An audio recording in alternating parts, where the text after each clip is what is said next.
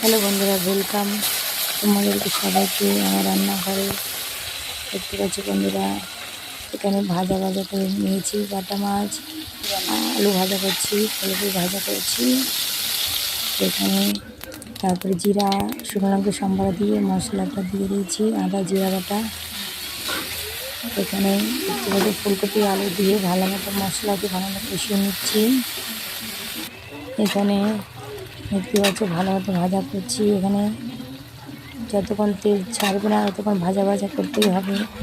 বন্ধুরা তুমি দেখে নাও, দেখতে পাচ্ছ তেল ছেড়ে দিয়েছে, দেখতে পাচ্ছ। তারপরে এখানে দিয়ে দিতে হবে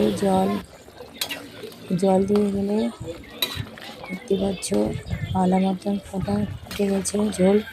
তারপরে দিতে হবে মাছগুলো ছেড়ে দিতে হবে। মাছ ছেড়ে দিলেই একটু জাল দিয়ে গরম মশলা দিয়ে নেমে দিলেই তৈরি যাবে বাটা মাছের আলু ফুলকপি দিয়ে ঝোল। অবশ্যই ভালো লাগলে লাইক শেয়ার সাবস্ক্রাইব করো বন্ধুরা। অবশ্যই শেয়ার করো, বেশি বেশি চ্যানেলটা সবার সাথে শেয়ার করো।